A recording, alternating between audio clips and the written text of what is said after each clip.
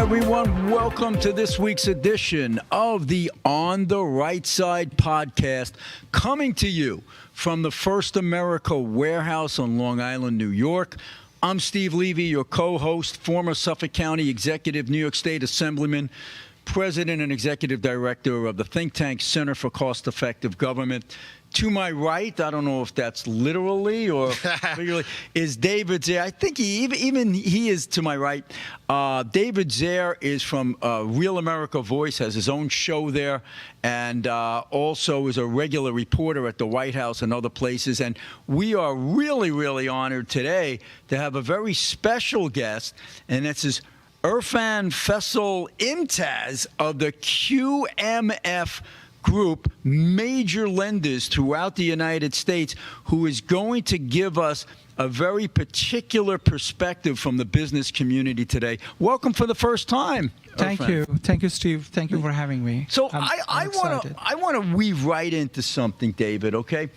We've got this gentleman here, Irfan, an immigrant from Pakistan who comes to America, does it the right way, waits online, and makes it big in this country, one of the biggest lenders in the entire nation right now, but waited online the old-fashioned way. And it just burns me to no end when I hear the legacy media, and Democrats in particular, blur the line between legal and illegal immigration and try to suggest that those of us who criticize illegal immigration are xenophobic, anti-immigrant. This is what they pull on us all the time. It's a bunch of garbage. We value immigrants, immigrants who do it the right way, like Irfan. And Irfan, welcome to the show. I hope you can give us a little bit of background very quickly as to how you came to this wonderful country and how you made it big. And then I want David to chime in on that as well. So go ahead. I appreciate. Thank you for having me, Steve. I'm coming from Abu Dhabi, and through American Embassy, I got multiple, for 5 years, regular B1, B2 investment visa. And me and my wife and my 4 children, we came here to America. I came here with the investment funds. I came here investing in the business. And today I'm here in front of you. I'm the CEO of QMF Group. I'm the managing partner of Riverside Park Capital, and I'm the board member, shareholder of many companies. Standing in front of you, I'm with 29 international degrees, diplomas, and world-class certifications from world-class universities and institutions. And my 4 children, they're all university degree holders here from New York, and they're doing extremely well. And, it's the all-American story. And we are all Americans. Man comes from another country, sacrifices for tomorrow, plays by the rules, makes it big. And David, you know, we talk about why the Democrats have wanted the massive illegal immigration, and it's in part because they want to give them citizenship and have them vote for Democrats, but it's also because they want those illegal immigrants counted in the census, because a lot of these Democrats would lose seats because so many people from New York, California, and Illinois, they're fleeing these states because of their crazy Democratic policies. They're going to lose seats, but then they figure, let's bring in all the illegal immigrants, count them in the census, we won't lose our seats. But you've been talking with some folks on the Hill who are trying to change that. Fill us in. Yeah, good afternoon, and Irfan, it's great to meet you. Same here. And I understand the B1 visa, you could stay for anywhere from 1 to 10 years. That's right. And hopefully you have a path to citizenship, right? Yep. At some point. Yes. And you know, I think at the end of 2023, there were about 4 million people around the globe waiting to come in here legally. That's right. It was about 8 million years ago, but I think that shrunk when everyone realized they can just come to the border and walk right in, or take a flight from Venezuela, Haiti, Nicaragua, or Cuba, that being reversed. And they could go to the city of their choosing. They can enjoy a scotch on the rocks and watch Rambo on the Delta Airlines and flirt with the waitress and wind up in the city of their choice here with no documentation. Really, I think that was the whole point. of the Democrats opening the border. The flood was all about the census. Right? I was just in touch with Marjorie Taylor Greene's office. She's proposing a bill that would require proof of U.S. citizenship at federal elections, at presidential elections, and other, I believe. And also, you have to, when they gerrymander, you can't include just census numbers for non-citizens. You have to just make it based on U.S. citizenship. Now, I don't know what the legal ramifications of that are. There are people here on visas, and I guess there's a lot of stuff that would have to be worked out. Right. But it sounds fair to me that if you're going to add or detract congressmen, it should be based on U.S. citizenship, Right. or people legally residing in the United States, Correct. and not here illegally. Well, let me ask you, Irfan, if I can. You came from Pakistan, right? And the United Arab Emirates? Arab Emirates, yes. Okay. I came from Abu Dhabi. Their voting process, okay, do you have to prove who you are before you can vote? I would assume so. There is no democracy in United Arab Emirates. Right. But Pakistan has had some votes in the past, and then they've had some coups. But I'm sure you were there long enough growing up. I mean, I know it is a kingdom over in some of the Arabic countries. Gulf countries, But in Pakistan, they have had votes during your lifetime. And do you recall how that went? Well, I don't remember very much down there because I was in Abu Dhabi most of the time.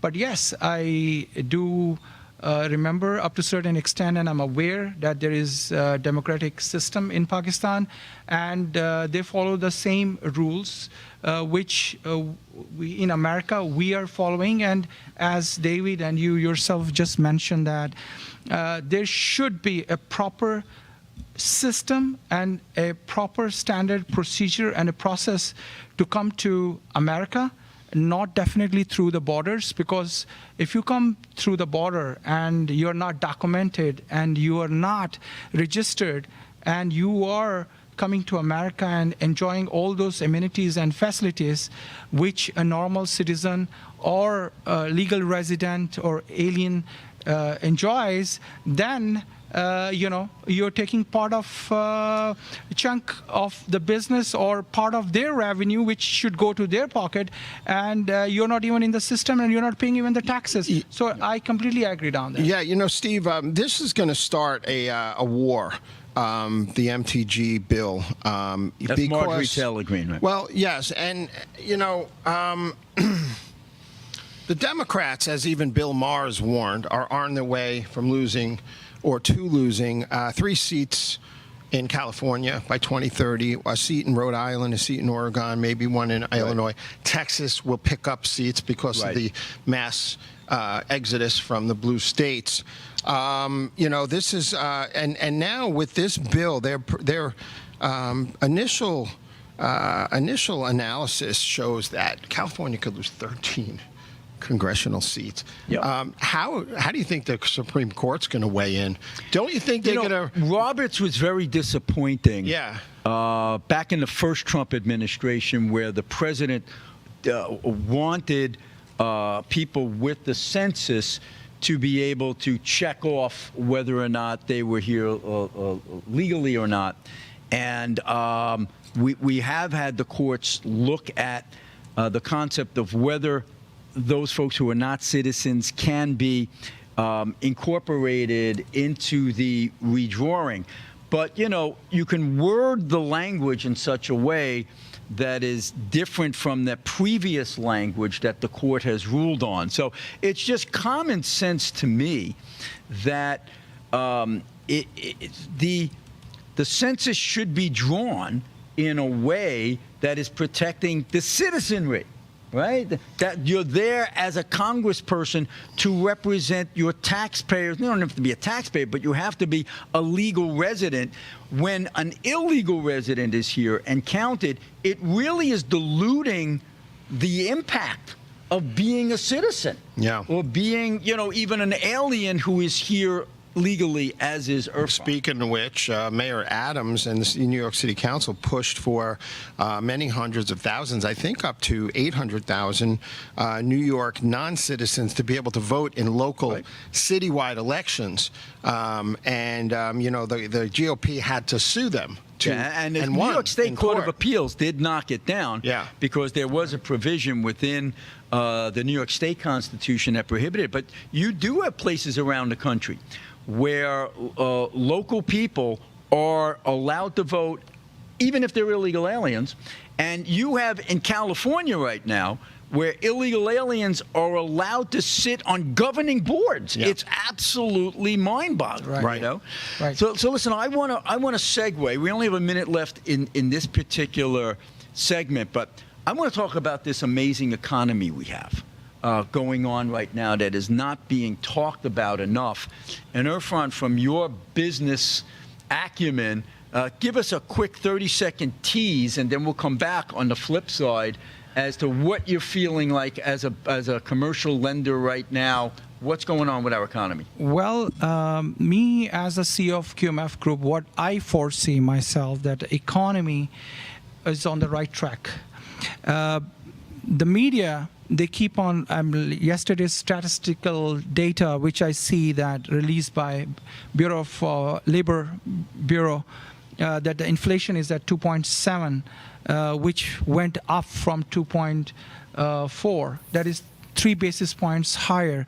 And that was the big heading down on everywhere, which, in my opinion, they're just showing you a part of that, but they're not telling you what are the benefits at present, currently, and how are we going to benefit in the long run. Hold that thought, and let's talk about that and its influence on interest rates when we come back in the next segment.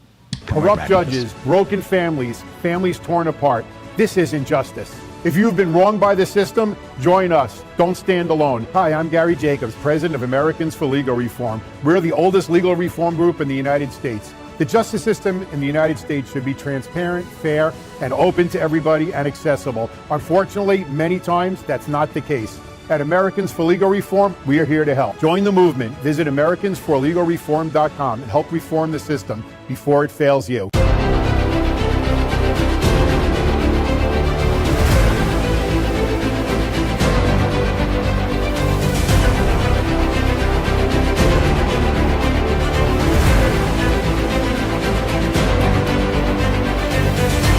My name is Elena Ruseva, aka Megalangela. Please check my art at www.megalangela.vip.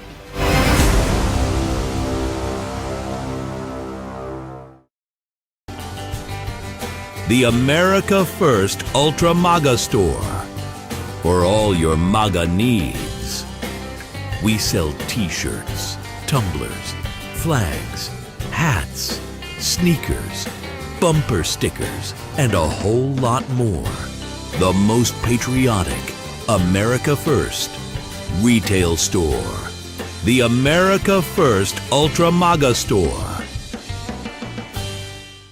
The Queens Village Republican Club is America's oldest Republican club, founded in 1875. Situated in President Trump's hometown in Queens, New York, we are America First MAGA Republicans, empowering fellow Republicans to get involved in the game of politics at the grassroots level. We host inspiring monthly club meetings on the first Thursday of each month at 8 p.m. For more information, please go to our website at www.qvgop.org. America First Warehouse was really the most patriotic venue that you can ever imagine. We wanted to build something for people to be able to come to and feel so comfortable and so relaxed, because there is nothing out there like it. We give an opportunity for people to really feel good about themselves and about this great country.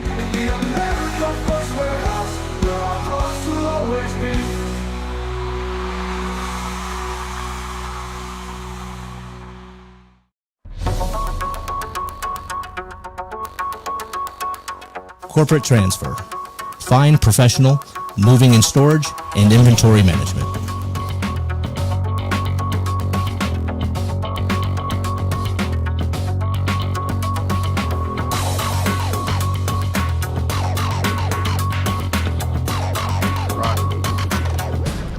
Hey folks, welcome back to On the Right Side podcast. I'm your host, Steve Levy, former Suffolk County executive.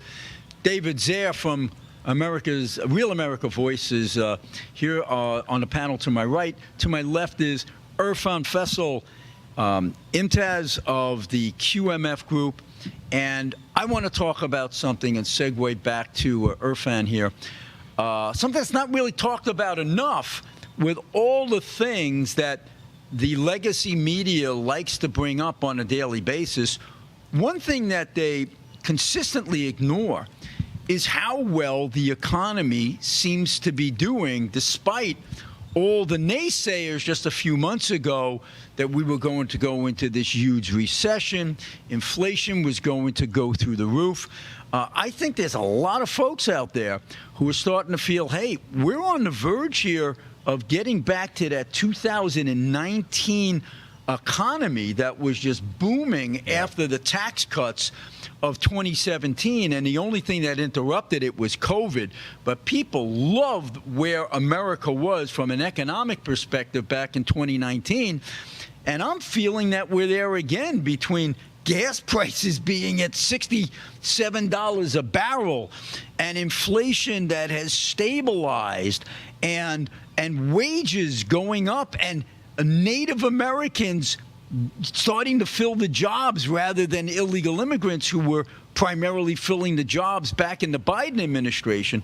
Well, we're so fortunate to have a real immigrant here, originally from Pakistan, Irfan, who is also a major player in our capitalist system, who's got his finger on the pulse as to what's going on in our economy here, and also, Irfan, what the perception is around the world right now of what the American economy is and where America stands in the world.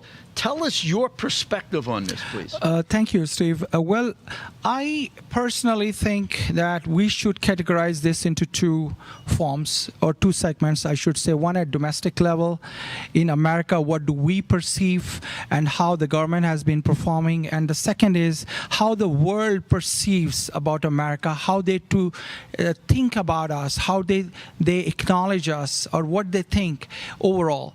So at domestic level, the media, they talk only about the inflation, but they don't talk about that what all things has been going down. You talk of airfares, you talk of motels, fares, you talk of vehicles or your used cars or your new cars. Their prices are going down at the same time. And not only that, you have to see how your they talk about your debt, which is $34 trillion, and the interest which we are paying. But do you see that there is in the economy always revolving around demand and supply? Why is that even a small house which is listed by a broker in any county, there are always 20 or 30 people always ready to come up and get it financed immediately, and that house vanishes from the market? That means, that's it. That means we have buying power. We have confidence in not only in consumers, in large corporations, and don't forget that our president, President Trump, was in the Gulf last time, and due to his efforts and his relationship with Mohammed bin Salman, he and the rest of the Gulf countries, he was able to bring $4 trillion. The amount of money, it's a huge amount of money. David, $4 trillion is in amazing. cash. And AI from other countries, from Apple and those within, and the magic word that was talked about by Irfan is confidence. The whole capitalist system that you learn in Economics 101 is that it tilts around expectations and consumer confidence. If you believe that your investment is a worthy one, that you're going to see a nice return, you're going to make that investment. If you feel the economy is going to be strong 6 months, a year down the road, you're going to make those expenditures. If you think it's going to retract, you're going to contract. What are you seeing out there on the road every day with Real America's Voice, David, and our economy? The Trump economy. Yeah, I've been following the Trump campaign with the network for 6.5 years around the country, traveling through almost 40 states. Right. And the state of affairs, you know, it took Trump about 2 years. He brought back 9,000 factories and distribution centers back to the United States. It took about 2 years to really kick in, right? The same thing's going on now. And I traveled to places like Toledo who were hurting. He brought back GE, Whirlpool, G Plant, the Lima Tank Factory building M182s. Pennsylvania. He brought back a lot. And Steel industry. But the story on the ground across America, especially with COVID and Biden, people are hurting. Everywhere you go, small businesses out of business. Racine, Wisconsin, boarded up storefronts. You go to every midtown, small town America, things are boarded up. Kids go to college away, they don't come back. Iowa, kids go to school, they go away. Now they don't have enough maternity units, in the hospitals because they can't get qualified nurses and stuff. So a lot of these places have been hurting. They can't wait anymore. They need gas to go down now. So gas is at $65 a barrel today. It's still not low enough. We need help. The people need help out there. Trump is on a fast track to change that.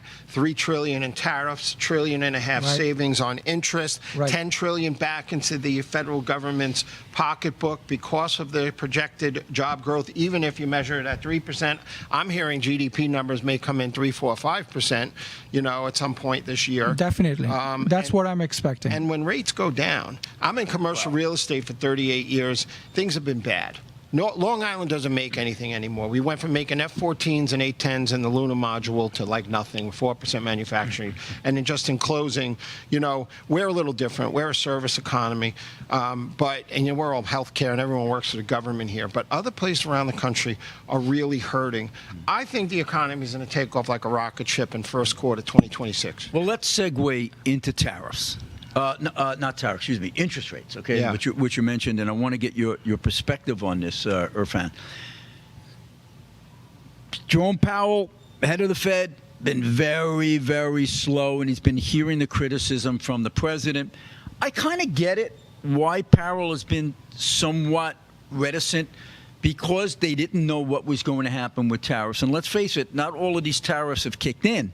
And there was the fear that when they do kick in, if they do kick in as originally intended, hey, everybody's going to be paying more, perhaps, and that's going to be inflationary. So let's hold off on reducing until we see it. But we've had a few months now, and there have been a lot of give and take, delays on implementing those tariffs. But I tend to agree with the president. All the other European countries are down now. Japan is down. They're all coming down with their rates. We're still floating up there.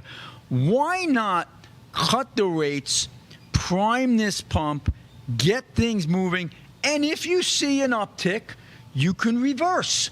But it's been way, way too long that we've been sitting on these really, really high rates, and they're having a stifling effect. What are you seeing from your perspective as a lender here, Irfan?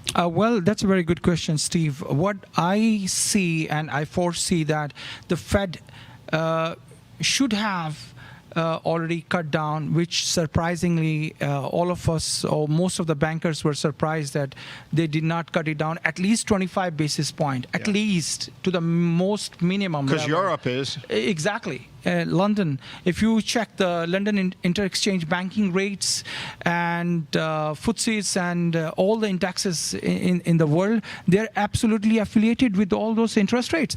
And we were expecting the same here, but I see that if Fed cuts the rate, that's going to add more wood to the fire.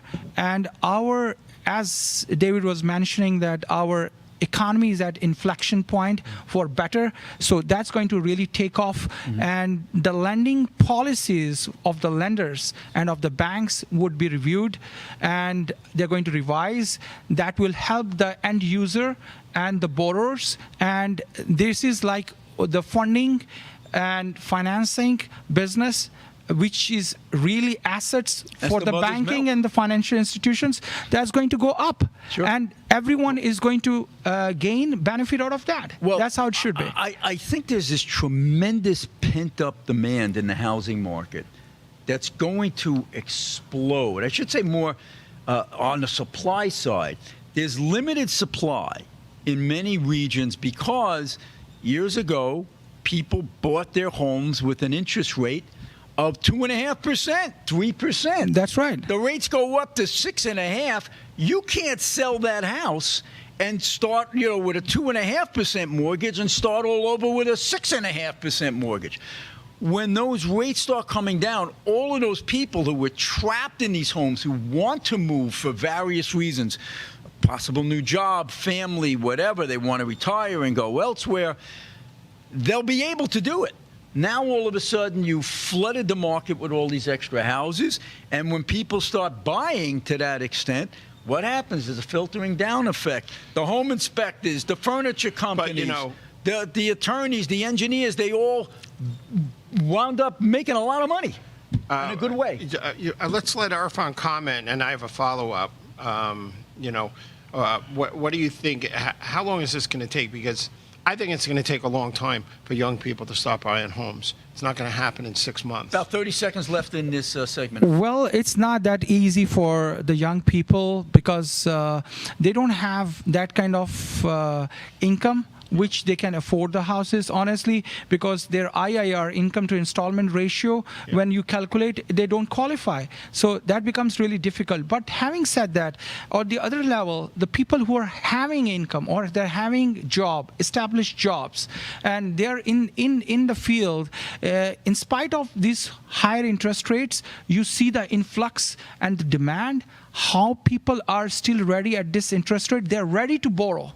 That means our economy have that confidence in there, and we are on the right track. That means we are moving on the right track. That's a very good point. Well, that's good that they're ready to borrow. And, another thing that will bring down interest rates is if Congress finally shows that they're willing to get control over spending and a deficit. And that's what we're going to talk about in our next segment.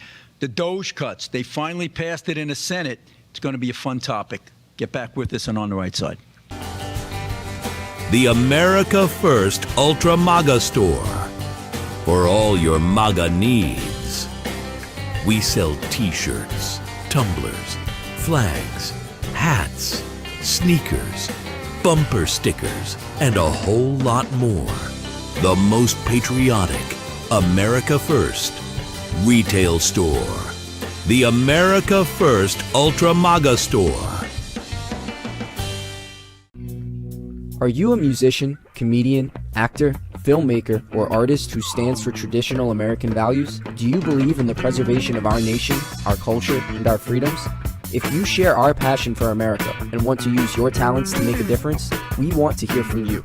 Our mission is clear. Through the arts, we uphold the principles of freedom, faith, family, and the American spirit. It's time to step up to the mic and make your voices heard. So contact us at AmericanConservativeArtists.com. Good morning. It's me, Joe the Box, wearing my Border 911 hat signed by Tom Holman, Rodney Scott, and Sarah Carter. The country has had enough. The American Horror Story is over. Border 911. Tom Holman is coming through. My brother's son, my friends' children. We're done with it. 100,000 lost lives every single year. God bless you, Tom. The Queens Village Republican Club is America's oldest Republican club, founded in 1875. Situated in President Trump's hometown in Queens, New York, we are America First MAGA Republicans, empowering fellow Republicans to get involved in the game of politics at the grassroots level. We host inspiring monthly club meetings on the first Thursday of each month at 8 p.m. For more information, please go to our website at www.qvgop.org.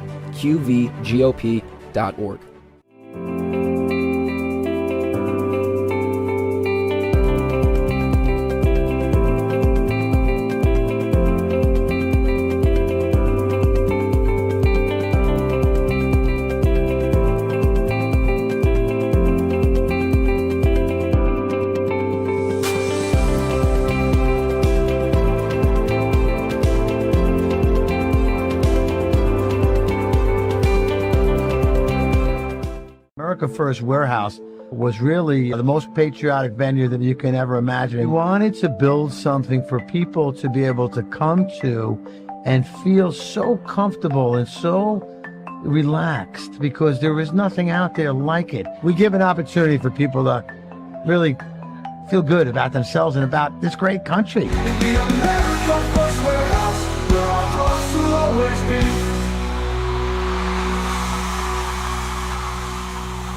Hey, folks, welcome back to On the Right Side podcast. I'm your host, Steve Levy, former Suffolk County Executive, New York State Assemblyman.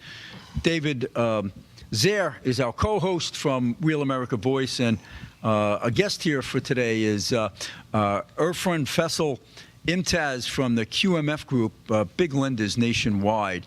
We before I get back into Doge and all of those stuff, see this here. Well, this is my book, which I want to talk about in a moment. But this is a beautiful award that was given to me yesterday at the Reagan Republican Club on Long Island. And the reason I say that's so ironic is, for those of you who don't know me, I started off as a Democrat. I was a Democrat most of my life. My mom and dad were Democrats, working class, middle class people. I ran for office and won as a Democrat. But at some point, I realized, just like Ronald Reagan, that I didn't leave the Democratic Party. It left me.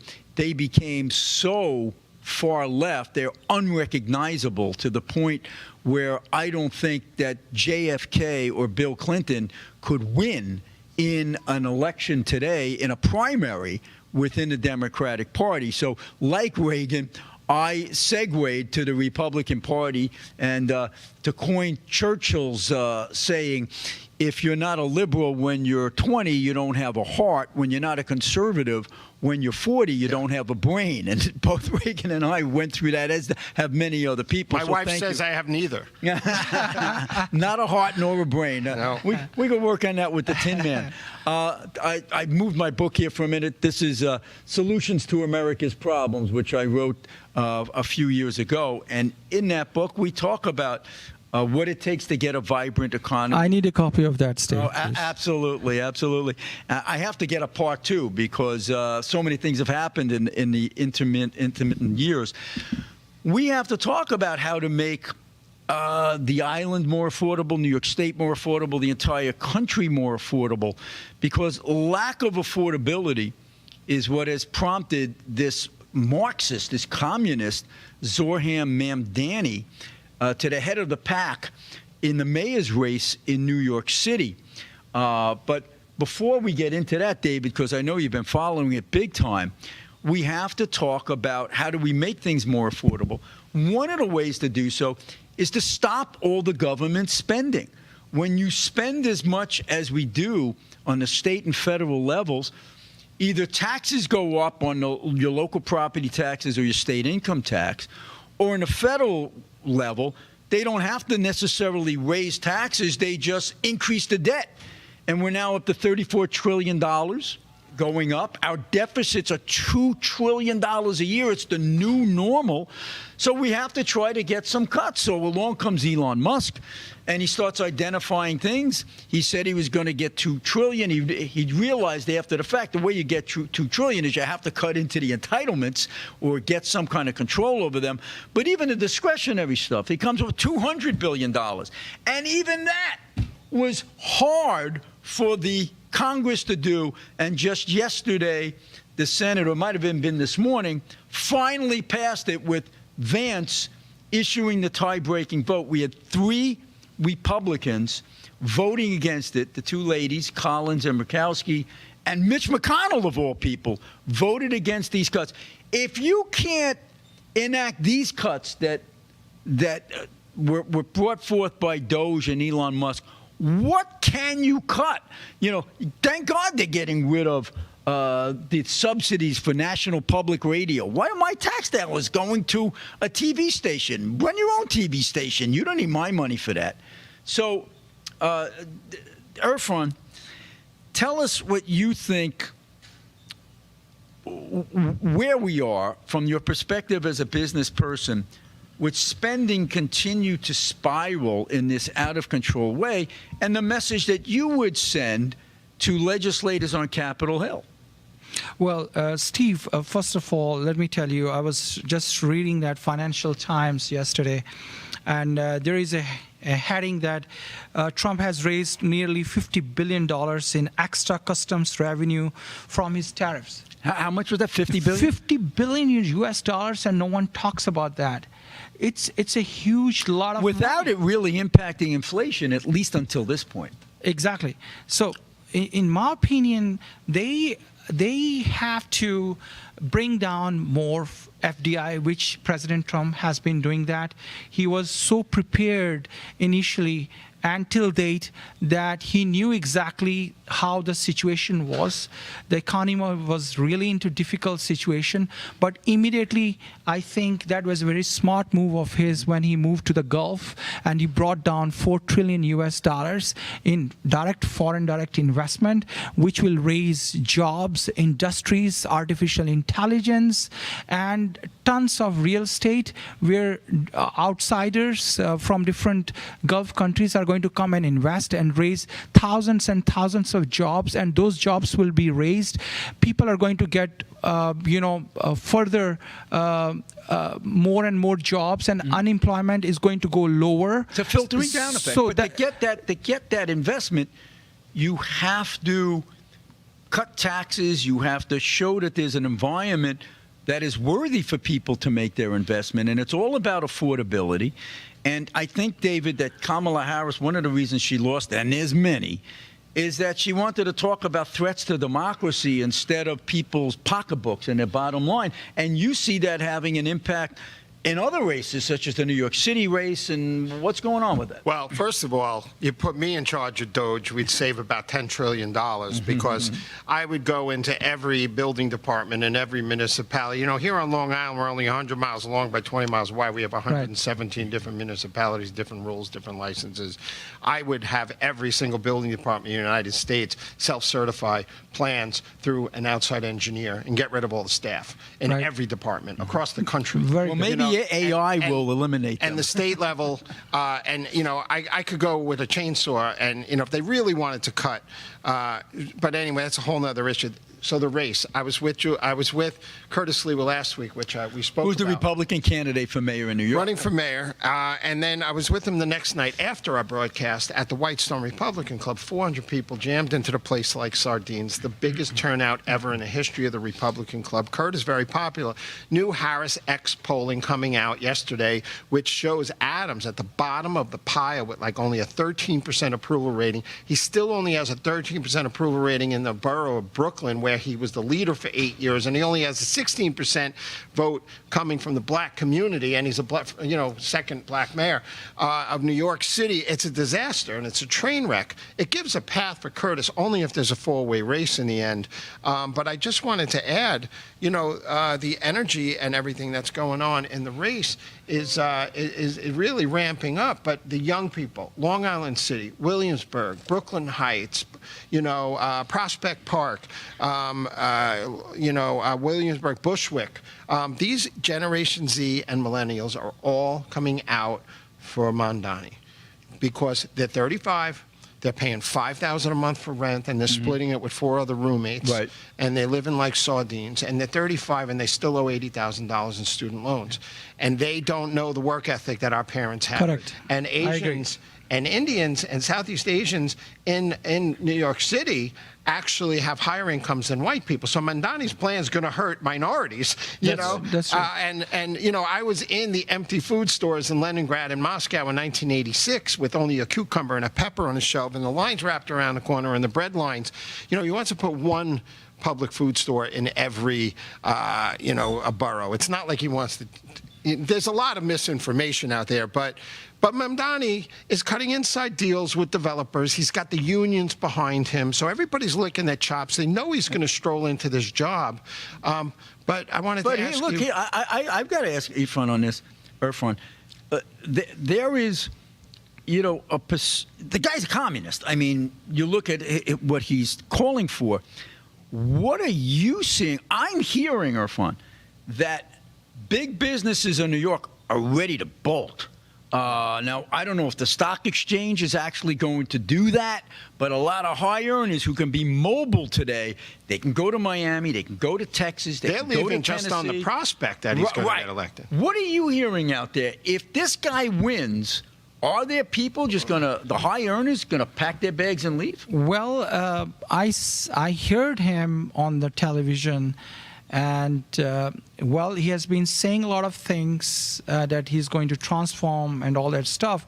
But I see that there is no actual plan on documents. I don't see. No, he how doesn't have an He doesn't have implementation. any proper plan, a real system, how and what he's going to do. Anyone can come. You can go and just say that I can do So this I think, and I can but do I that. think he gets elected on that hyperbole.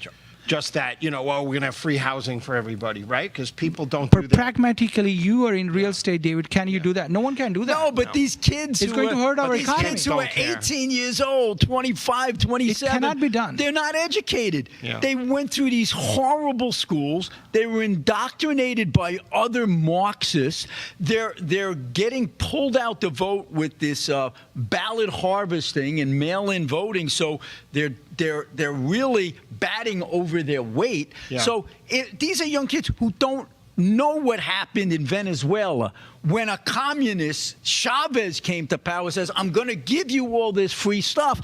And they wound up eating dogs. Okay, that's how bad it got. But these young people are just ignorant about how the real world works.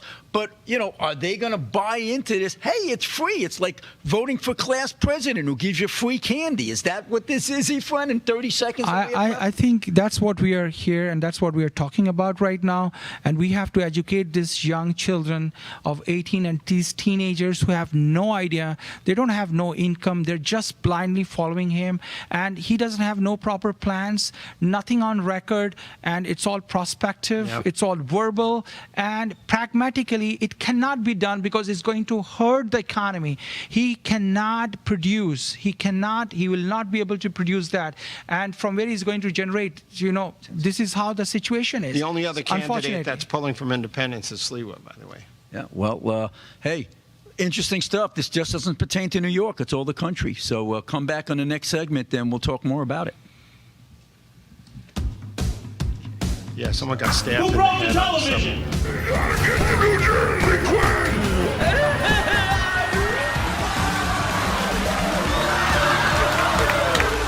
Can we laugh at that? Sounds a little mean. As of this week, public gay sex will now be mandatory.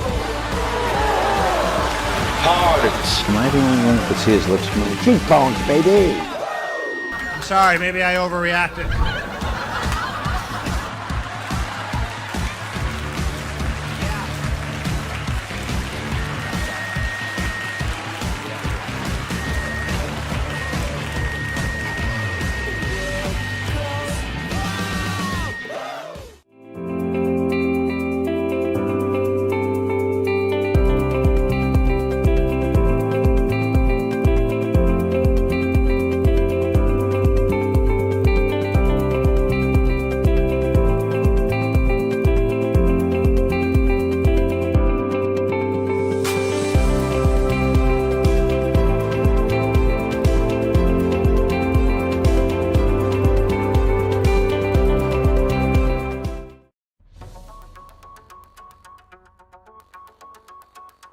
Corporate transfer. Fine professional, moving and storage, and inventory management.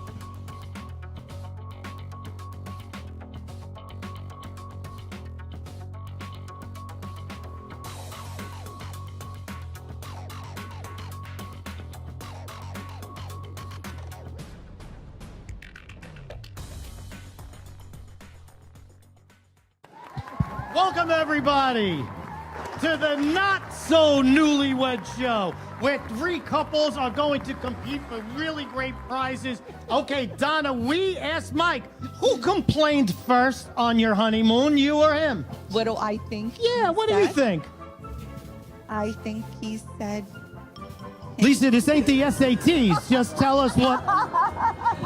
Donna, who complained first on the honeymoon? I'm sure it was me, but I have no idea. Jordan is right. No, it's always me. What celebrity would you pick for a one-day pass? For me? Yeah, for you, not for him. Matt Damon. Matt Damon! Wow! Who do you hate the most on her side? That rotten no. There are so many choices. Thank you all, and thank you for coming out. The America First Warehouse, a symbol of unity. America First Warehouse, where our hearts will always be. Hey, welcome back to On the Right Side podcast. I'm your host, Steve Levy, former Suffolk County executive on Long Island and New York State Assembly member. To my right is David Zayer, the co-host each week. He is from Real America Voice, has a regular Saturday show, and is actually a White House correspondent, talks to the president quite a bit. And Irfan Faisal Imtiaz from the QMF Financial Group is here as a guest host for this afternoon. Hey, I want to get back into talking about what we can do as a nation to get control over these budgets. I am the president of the Center for Cost-Effective Government. That's what we do in my think tank, and we promote ways that we can make government more efficient. And what was so frustrating to me, David and Irfan, was how DOGE got in there, and they really wanted to make a difference. And then they saw how Elon saw how hard it actually is. There was an article that was written for the New York Post a couple of days ago from a former White House insider who said DOGE made a mistake by having outsiders like Musk and his team go to the insiders, the department heads, and say, okay, you guys now start cutting, or we're going to cut for you. And he made the point that I have made many times, that what you have to do is get these department heads on your side to make the cuts. Now, we had some, like God bless Lee Zeldin, Long Islander from the Department of Environment, who went in there gangbusters on his own and said, hey, we got a lot of waste in here. $20 billion. Yeah, I'm going to show you where it is. Saved a tremendous amount of money. Marco Rubio came forward and says, I'm going to show you where the waste is. Here's what we're going to do. I know when I was Suffolk County executive, we had major problems with the economy because it was the real estate crash. So I had to go to my department heads and said, look, you know your budget. I want a 10% cut this year, and then the next year I said I want another 10% cut, and the next year I want another 10% cut. And if you don't do it, then I will. Well, I got them on board, and they did it. So there is a way to make this happen. I'm hoping that the president will direct all of these department heads, trim it. Now, even Rand Paul and Sean Hannity have said, it doesn't have to be 10% like Steve Levy did over in Suffolk. How about the 1 penny plan? For every dollar that you spend, come up with a penny's worth of savings. Any department head that cannot do so is not worth anything. Throw him out. Throw her out. Any family can do that. Irfan, you are a businessman.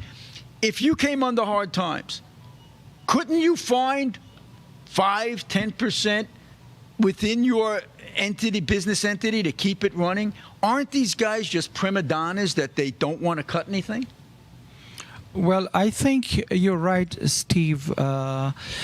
What I always think that what initiatives every county level should carry on taking is that you have to help at the grassroots level to every businessman, because the businesses are, if they flourish, everything is going to flourish. Right. They will generate the revenue, they will get the salaries, and people will keep on spending. And until the people keep on spending in the economy, our economy keeps on generating revenue. We don't need to increase our taxes. That's because right.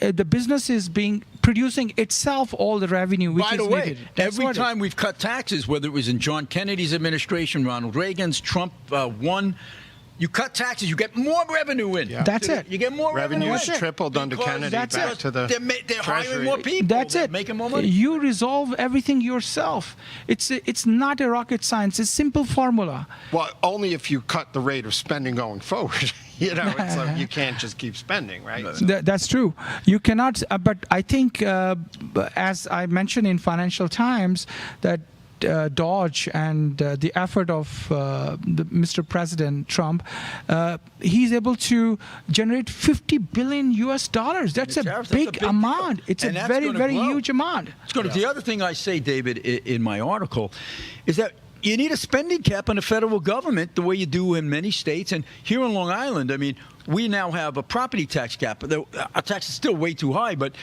before that cap, we were averaging 6% a year increases. After the cap, it was closer to 2, sometimes 3%. Caps work because they force you to prioritize.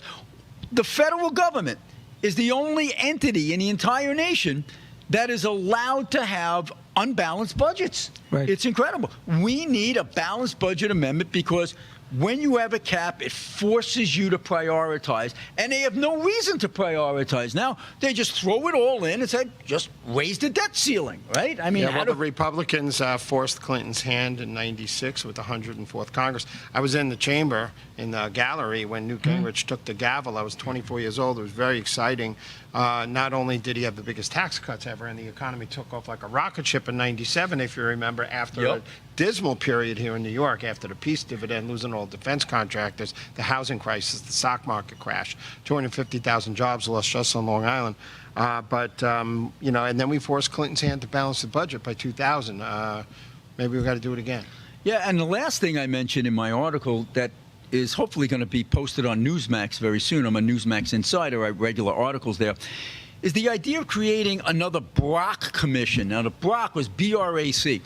You mentioned the peace dividend after the Iron Curtain fell. Well, something else happened after the Iron Curtain fell. You didn't need all of these army bases, these military bases. Yeah. But no congressperson had the guts to say, all right, you can cut mine. Yeah. So what they did is they created an independent commission that says, all right, you guys name the bases that will close so that we don't have to vote on it and have our fingerprints on it, and then Congress could always override them with an affirmative vote. I think we really have to do that when it comes to cuts in the federal government. None of the legislators, Democrat or Republican, want to do the hard stuff. Create an independent commission, let them come up with the cuts, and let them take effect unless Congress turns them around and says, no, we, with an affirmative vote, will stop you. It's something that has to be considered. But, you know, in the 5 minutes left to go here, guys, final thoughts on what we can do to right the ship economically here as we move forward, to keep things more affordable for the people we represent. You're a business person or a friend. What's the message you want to get to our people? I think quickly at the grassroots level, I recommend and I think that the Fed should cut the interest rate. That's going to really help the businesses, help the lenders, and the end users. That's what I would say. How would people contact you, Ephraim? You're one of the major lenders within the nation with your company, QMF. Yes, Group? please. They can always go on my website, which is www.qualifiedmerchant.com. Thank you. And David, what do you have coming up? You're everywhere. You're omnipresent with traveling the entire nation for Real America's Voice. What's on your agenda? Ubiquitous. You forgot ubiquitous. That's now. right, yeah. No, listen. It's an exciting time. It's a volatile time. I think New York's in trouble. I think we take back the governor's race next year. Oh boy! I have my eye. I'm doing a complete breakdown and an analysis on all of the key congressional races in 2026 across the country. I'll be traveling with Real America's Voice News to different areas around the country to interview, local political, assets and, regular people on the ground. Because Real America's Voice is about what we call Real American Voices. I've done over 3,000 interviews on the road, regular people. They're hurting. Yeah. They are hurting, and you can't come out of college. I paid for 72 years of Catholic school and college for my kids so far. You used to come out of college with an MBA. 2 kids of mine went to Manhattan College. Biggest recruiter for Manhattan businesses in New York City was Manhattan College and Colgate. And, you used to come out making 70, 80 grand, and that was 25 years ago. Right. Now you come out, you make 50, and it's 20 years later. With all the loans. And money's worth 3 times less. Right. Yep. So And you got more loans because college tuitions have doubled since 1993. So these kids are in bad shape. They are banged up. They are draining their parents' savings. They're living off of their parents. First generation that's going to do worse than their parents. And then the parents are the sandwich generation, taking care of the elderly because nobody has long-term care. Agreed, David. And the kids are living with the parents, so that class is getting crushed too. We're in trouble. We got to fix it. Irfan told me before the show, his kids, all 4 of them, came up through college. We got a minute left here, but so wise, they all went into lanes that are practical. Tell us what they're doing. One is a CPA. Yes, my son, eldest son, he has done major in finance. My second daughter, she is CPA last year. She's going to be CPA. My third, she's going to be a registered nurse. And my fourth, she's going to go into artificial intelligence, computer engineering. So these are the 4 segments of the market and community, and they can always be able to add value. Yeah, the moral of the story, folks, is to the businesses, to the community, to the individuals, and help. That's always the advice I give them. Enough with going to college at $70,000 a year and majoring in women's studies or African American studies or basket weaving or something that has no practical effect in the real world. That's why the value I took offense to that. I took Caribbean studies, basket weaving, fish traps. I did very well. My point exactly. No, I didn't. Actually, my father put my sister through college, and he put me through the wall, so I didn't go to college. My family didn't have money for that. Well, neither did my wife. Did not go to college. She became a very successful business person by working the old-fashioned way, the Protestant work ethic, sacrifice for today to prosper tomorrow. If you want to catch me, Steve Levy, look at the Center for Cost-Effective Government.org or stevelevy.info. David, where do they catch you? Watch Breaking Point on Real America's Voice News. Download the Real America's Voice News app. Breaking Point, Saturdays, 8 a.m. Eastern. And Media Exposed, 6 p.m. on Sunday night with Adam Weiss, exposing the left-wing mainstream media and more. And thank you again, Irfan Faisal Intaz of the QMF Group. And thank you, ladies and gentlemen. We'll see you next week. Sayonara. As soon as